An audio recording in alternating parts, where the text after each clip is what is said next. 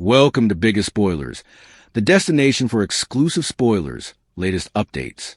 The Bold and the Beautiful, Hope and Liam named a marriage officiant, Daphne and Carter bandied Hope's engagement, and Deacon reached a decision about his marriage to Sheila. What happened on The Bold and the Beautiful? Brooke offered her home as the sanctioned position for Hope and Liam's marriage. He joked that he was fine marrying her anywhere, but Beth wanted more grandiose fanfare. Beth tried on a dress for the marriage, and she asked if it was a good fit for the form and if they were agitated to plan their own outfits. When they had a moment alone, Liam asked how effects went with her discussion with Carter. Hope confessed that although Carter was probative, he wouldn't be the officiant. Liam wanted someone close to them to do the honors. Beth threw her name into the ring of implicit contenders. They tried to explain to Beth that she was not old enough or sanctioned enough to perform the form. Still, she wanted the chance to marry her mammy and daddy in front of their loved bones. They contemplated the idea because Beth was exactly what they were looking for in someone to officiate their marriage. She was enraptured and thankful for the occasion, and she ran upstairs to begin preparing. Daphne allowed. Hope would be overjoyed at the relaunch of Hope for the Future, but Carter stayed silent while she spoke. She asked if they were still in communication, and he admitted that they had a discussion about her engagement to Liam. Daphne asked if the rumors of the engagement were true, and he verified the news. She knew it may have been delicate for Carter to hear the news from Hope after they had lately ended their own engagement. Carter admitted that Hope and Liam's engagement threw him for a circle. Daphne was probative and understood if Carter had moping resentment or sadness about the news since their relationship had just come to an end. Still, Carter confessed he was happy for his former fiancée. Daphne knew Carter would be happy for Hope because of his capacity for kindness. The main thing Carter wanted for Hope was genuine happiness, and he was looking forward to chancing the same. Carter considered Daphne his new morning, and she wouldn't let him kiss her in the CEO's office. He joked that she was making him work for it, which was commodity he was further than set to do. At Il Giardino, Sheila wondered if anyone on staff had encountered Deacon, but she kept hitting dead ends. She transferred another textbook to Deacon, but it had come radio silence. Lee returned to the eatery to check on Sheila after the former trouble she made on Taylor's life. Sheila allowed. Lee was more concerned with Taylor than her, which rubbed her the wrong way. Sheila questioned what would be if Taylor pushed Deacon in the contrary direction of conciliation. Sheila knew she should have been outspoken with Cleric from the morning about Luna, and Lee encouraged her that it was not too late. However, she had the eventuality to win back her hubby, if she regressed to her changed tone. Sheila was appreciative of Lee's concern, and she wished Taylor participated her same position of support. Lee asked Sheila to be patient because rebuilding what they preliminarily had wasn't going to be overnight. Sheila criticized herself for seeking professional help because it was driving her frenetic that she did not have an inside scoop on their remedy sessions. Her future was in Taylor's hands, and she was stuck on the outside looking in. Cleric stopped by Taylor's office and was overjoyed that she made time to see him. She admitted it was not an sanctioned session, and their visit was not a remedy session. It was a discussion about their particular connection. Taylor questioned if Deacon understood the difference between that discussion and their former croaker. Case hassles. He understood their last commerce crossed numerous ethical lines, but he could not get it off his mind. Cleric did not suppose the sparks came out of nowhere, but Taylor claimed it could not be again. She was his psychiatrist, and he was married to another woman, so it was not a line they could cross without monumental ramifications. Deacon felt like whatever moment they had was commodity that could not be missed as commodity differently, and she subtly encouraged him to make effects work with his woman. Deacon wondered if she was speaking about them rather of him and Sheila, but she explained that there was nothing between them beyond the bounds of their professional capacity. Cleric ultimately returned home, and Sheila issued another round of quick-fire justifications. She said, "I abominated lying to you and about Luna. I was such a fool. I no way wanted to let you down or have you lose faith in me. Everything I learned about integrity, I learned it from you. You showed me what real love is and how it can change a person. I just made a terrible mistake. I wish I could take it all back. Cleric did not want to hurt Sheila or continue to discipline her. He allowed. Honesty was their only way of being, and he could not sound why she withheld this from him. He understood that everyone makes miscalculations, and although he remained hurt and worried, he was not ready to throw in the kerchief on their marriage. Sheila wrapped her arms around him, and she was thrilled to have an alternate chance with Cleric. She was certain he wanted to end effects, and she asked if his clarity was because of Taylor. Sheila questioned if Taylor set up a way to open his heart enough to allow her back at Taylor's office, she allowed. About the intimate moment she participated with Cleric. Effects flashed back to Deacon and Sheila at the same time, and although it looked like he was recommitted to his marriage, his mind was forcefully on Taylor, and hers was the same. However, everyone would be in grave peril if Sheila had any idea what they were allowing about each other. In the intricate tapestry of the bold and the beautiful, every decision is a baptism, an immersion into a future fraught with both promise and peril. The episode focusing on Hope and Liam's wedding plans, Carter's emotional crossroads, and Deacon's marital reckoning was a masterclass in this very theme. It was an hour of television where characters stood at the precipice of new beginnings, their journeys marked by encouraging words that fortified the spirit, and shadowed by the angry threats, both internal and external, that lurked just beneath the surface of their seemingly settled lives. This was not an episode of explosive action, but one of profound emotional calibration, where the heart's true allegiances were quietly tested and the foundations of future conflicts were meticulously laid. A family affair, the Spencer-Logan nuptials take shape.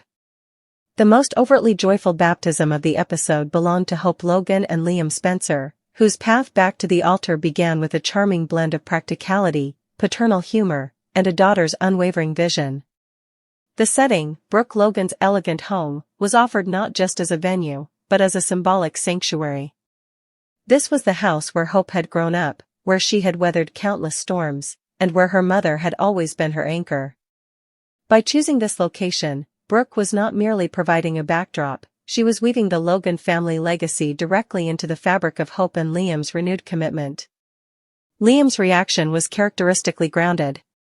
His joke about being fine getting married anywhere underscored a central truth of their relationship. For him, the location was irrelevant compared to the reality of the union itself. After years of vacillation and heartbreak, his priority was the steadfastness of his promise, not the pageantry surrounding it. This contrasted beautifully with the desires of their young daughter, Beth. For her, the wedding was not a simple formality but a grand, fairy tale event, a public reaffirmation of the family unit she cherished. Her trying on a dress was more than a childish whim, it was her way of asserting her role in the narrative, of visually claiming her place at the center of this pivotal family moment. The central conflict of their storyline, however, revolved around the role of the officiant. When Hope and Liam found a moment alone, the conversation naturally turned to Carter. Hope's confession that he, though supportive, could not perform the ceremony was met with understanding.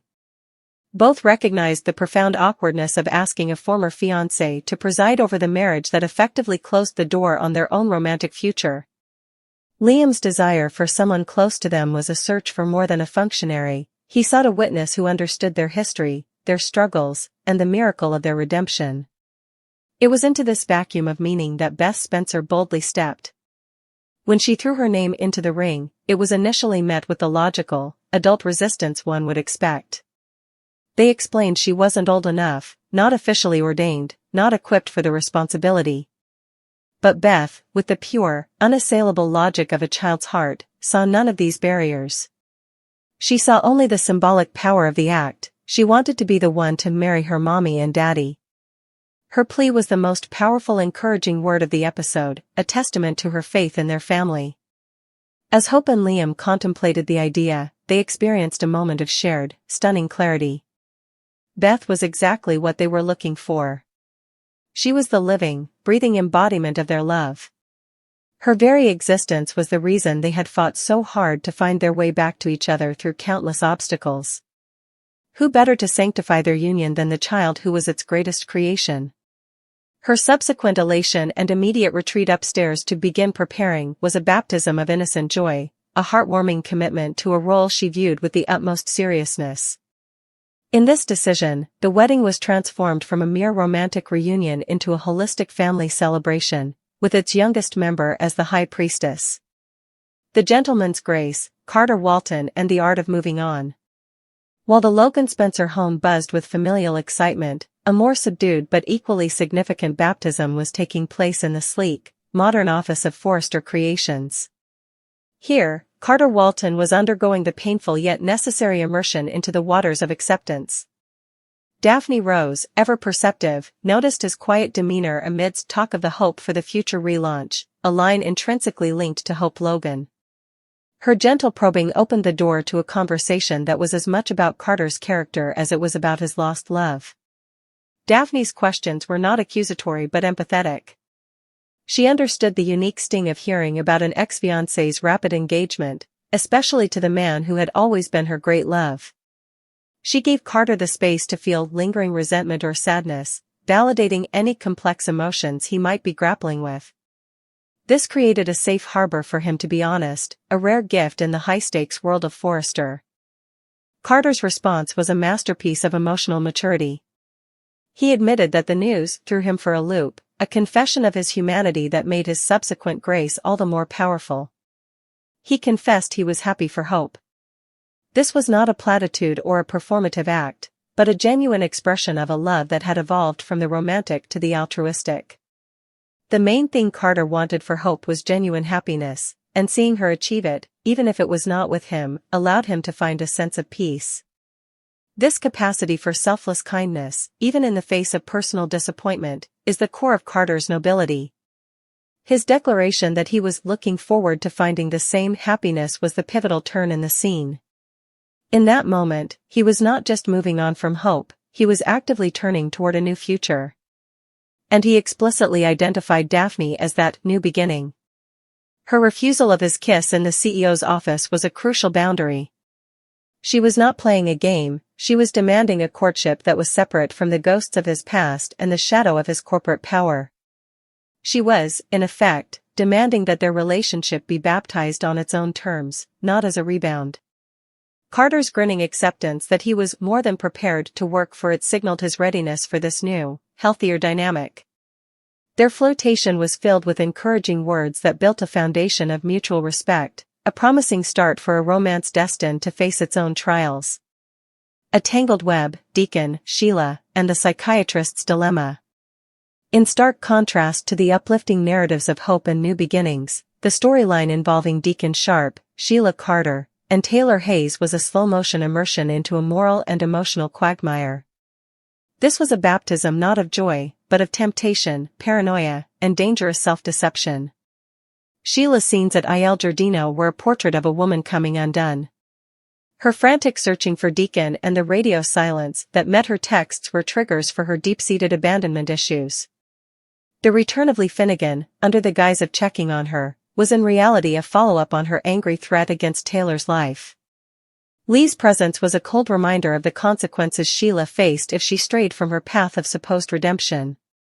Sheila's paranoid deduction that Lee was more concerned with Taylor than her was not entirely incorrect, and it rubbed her the wrong way because it reinforced her status as a monster to be managed rather than a person to be cared for.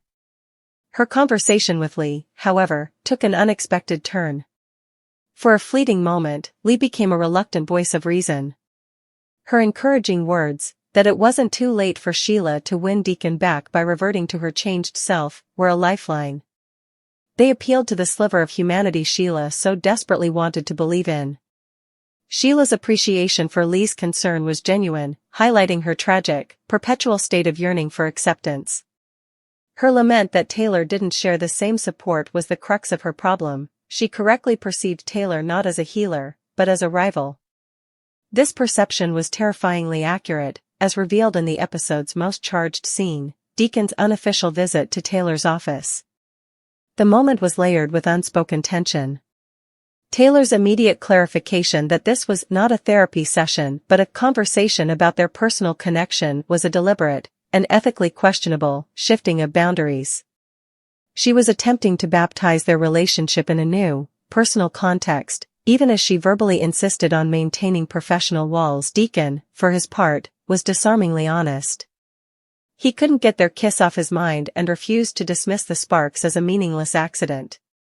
He was a man trying to navigate a genuine emotional connection, and Taylor's clinical insistence on ethics felt like a rejection of that authenticity. Her subsequent attempt to subtly encourage him to make things work with his wife was a transparent act of self-preservation, an effort to redirect a river of emotion that was already overflowing its banks. When Deacon wondered if she was speaking about them instead of him and Sheila, he pierced the heart of the matter. He saw through her professional facade to the conflicted woman beneath. Taylor's denial that there was nothing between them beyond the bounds of their professional capacity rang hollow, both to Deacon and to the audience. It was a lie she was telling herself as much as him. The consequences of this charged encounter played out immediately in Deacon's return to Sheila. Her waterfall of apologies, "I was such a fool. Everything I learned about integrity, I learned from you," was a masterful performance, blending truth with manipulation. She appealed directly to the identity Deacon most prized, that of a reformed man and a moral compass. Her apology was a calculated baptism, designed to wash away her sin in a torrent of self-abasement and flattery. Deacon's decision, that he was not ready to throw in the towel on their marriage, was presented as a choice for Sheila, but it was born in Taylor's office. Taylor had encouraged him to work on his marriage, and he was following her instruction, even as his heart pulled him in the opposite direction. The irony was crushing. Sheila, sensing this, asked the most dangerous question possible: "Is your clarity because of Taylor?" She intuitively understood that Taylor's influence was the catalyst, a realization that plants the seed of a catastrophic future confrontation. The episode's final moments, cross-cutting between Taylor alone in her office, haunted by the memory of Deacon's touch, and Deacon and Sheila's embrace, his mind clearly elsewhere, confirmed the terrifying truth. Their physical bodies were in one place, but their emotional selves were entangled elsewhere. The encouraging words spoken in the office and the apartment were mere dialogue, masking the real, silent conversation happening between two souls drawn to each other against all reason. The episode's closing warning was its most potent: if Sheila had any idea what they were thinking about each other, everyone would be in grave danger. This was the ultimate angry threat, not yet spoken, but simmering in the subtext.